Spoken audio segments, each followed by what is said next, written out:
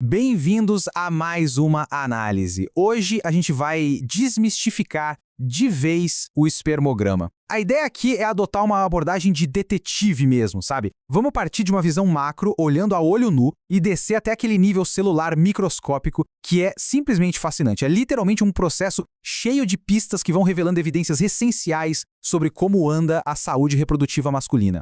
Mas olha, antes de sair olhando por lentes de aumento, a gente precisa entender que toda essa precisão começa em um lugar bem específico: o laboratório de andrologia. Não tem como fugir disso. O valor clínico dos resultados depende inteiramente de um controle de qualidade absurdamente rigoroso e de profissionais que são super treinados. É essa fundação técnica de excelência que garante a linha diagnóstica mais precisa possível ali na frente. Então, o nosso roteiro de hoje vai seguir uma ordem técnica bem padronizada. Primeiro, uma visão geral do espermograma. Depois, a avaliação macroscópica a olho nu. Aí a gente passa para a microscopia, avaliando motilidade, concentração, morfologia e vitalidade. E para fechar, vamos falar da terminologia e das alterações clínicas. Vamos direto ao ponto.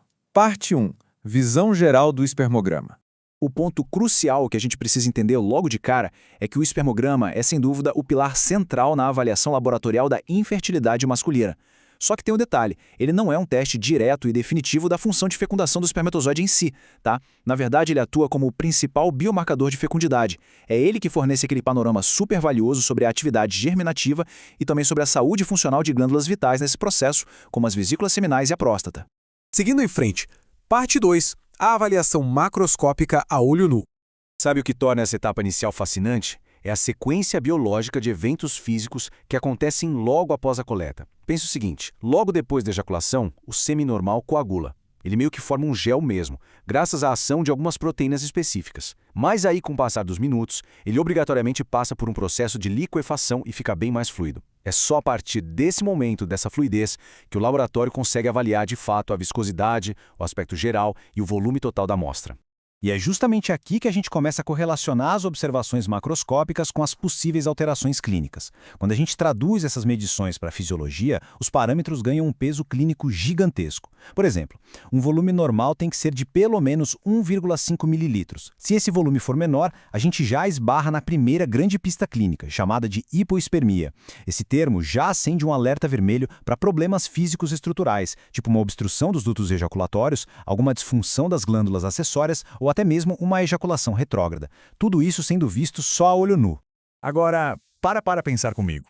Se a gente já consegue coletar tantas pistas fundamentais só olhando a olho nu, o que será que a gente descobre quando a visão é ampliada e o cenário passa para o complexo reino microscópico? O que nos leva à parte 3. Microscopia, motilidade e concentração. Na bancada, a próxima pista foca em como essas células estão interagindo umas com as outras. E tem uma diferença aqui que é absolutamente crítica. A gente tem a agregação, que é basicamente uma aderência inespecífica, sabe? Geralmente junta espermatozoides que já estão imóveis com alguns detritos celulares perdidos ali. Mas, do outro lado, a gente tem a aglutinação. Essa sim é uma aderência específica entre espermatozoides que ainda têm movimento.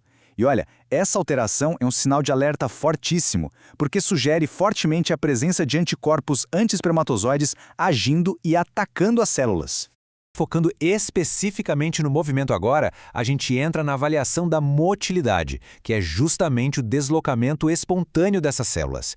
E para que essa análise imite de verdade as condições do corpo humano, ela é feita debaixo de um controle rigorosíssimo de temperatura, cravados 37 graus Celsius. Nessas condições, as células são classificadas em 3 perfis: a motilidade progressiva, que são os que vão para frente, a motilidade não progressiva e, claro, aqueles que estão completamente imóveis. Beleza, mas e a quantidade?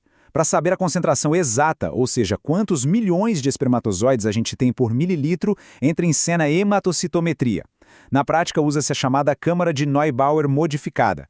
Funciona tipo uma minúscula grade matemática em cima da lâmina de vidro. O analista vai lá e faz uma contagem manual, super detalhada, quadrado por quadrado. É um trabalho muito meticuloso para chegar em uma concentração precisa. Vamos avançar? Parte 4. Microscopia, morfologia e vitalidade. Aqui o nível de exigência vai lá para cima. Para definir se um espermatozoide é realmente normal, a comunidade científica adota o critério estrito de Kruger, recomendado pela Organização Mundial da Saúde. E não é só parecer normal, viu? É matemática pura e simples. A cabeça tem que ser perfeitamente oval e lisa, com exatos 5 a 6 micrômetros. A peça intermediária precisa ser fininha e a cauda tem que medir cerca de 45 micrômetros, totalmente sem dobras ou quebras anatômicas. É o modelo ideal. E é na prática que a gente vê como esse padrão rigoroso é importante para identificar as falhas. Em contraste com aquele espermatozoide ideal e perfeitinho, a gente encontra um catálogo enorme de anomalias clínicas que comprometem a fecundação. O profissional procura ativamente por defeitos macrocefálicos, onde a cabeça é muito grande, por caudas enroladas que simplesmente impedem a célula de nadar e por diversas falhas e assimetrias ali na peça intermediária. Olhando as imagens reais de microscópio depois daquele processo de coloração especializada, fica muito evidente. Você vê como as variações anatômicas gritam aos olhos. Mas não se engane, conseguir classificar isso com precisão, separando a forma biologicamente ideal de um mar de células com alterações, requer um olho extremamente treinado e muitas horas de prática. Só que tem um grande detalhe. De que adianta a anatomia estar perfeita se a célula não estiver viva? É aí que entra o teste de vitalidade espermática usando um corante super simples chamado eosina. A sacada biológica aqui é brilhante. Uma célula viva tem a membrana intacta, então ela não deixa o corante entrar e se mantém branca. Já a célula morta, com a membrana rompida, absorve o líquido e fica cor-de-rosa. Ah, e uma regra de ouro super importante. Esse teste geralmente só é exigido quando mais de 60% de todas as células da amostra estão imóveis. A gente precisa saber se elas estão apenas paradas ou se realmente morreram.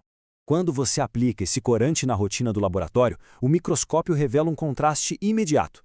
As células vivas ficam brilhando translúcidas e claras pelo campo de visão. Enquanto isso, as células mortas se entregam na hora, não conseguem repelir o pigmento e se destacam de forma gritante com aquele tom rosa que invade a estrutura inteira. O que nos traz a nossa última etapa, parte 5, terminologia e alterações clínicas.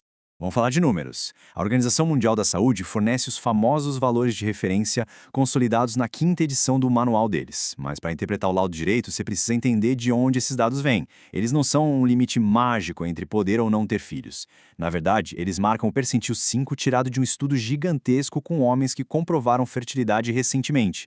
Ou seja, 95% daquele grupão de caras saudáveis tinham parâmetros iguais ou melhores que esses da tabela. Então isso funciona como uma linha de base super segura para avaliação clínica. E o que é realmente fantástico nos últimos anos é a evolução médica na forma como a gente pega essas alterações que vimos no microscópio e traduz para a terminologia final. A diretriz clínica mais moderna pede, quase implora, para os profissionais abandonarem aquelas nomenclaturas velhas e super engessadas. Termos como oligozoospermia para baixa concentração ou astenozoospermia para falhas de motilidade estão saindo de cena. O foco hoje é construir relatórios puramente descritivos e completos. A gente estende a avaliação para citar claramente coisas como contagem de leucócitos e a presença de anticorpos. Fazer isso evita colocar um rótulo no paciente que muitas vezes é limitante e, convenhamos, bem assustador. Então, no fim das contas, como todos esses números se traduzem na jornada real de um casal que está tentando engravidar? A gente desvendou aqui os mistérios dos detalhes microscópicos, das taxas de motilidade até o estado vital das células. Mas apesar de todos esses números serem marcadores biológicos incríveis, sozinhos, eles jamais definem a história inteira. Eles precisam, sempre, ser cruzados com um quadro clínico geral. A biologia nos ensina que quase sempre há muito mais em jogo do que os nossos olhos ou até as lentes mais caras de um laboratório conseguem captar. O exame minucioso te dá as melhores pistas, é verdade, mas é só unindo e interpretando todo o contexto clínico que o mistério é solucionado. Fica a reflexão. Será que estamos sempre olhando para a fertilidade com a lente certa?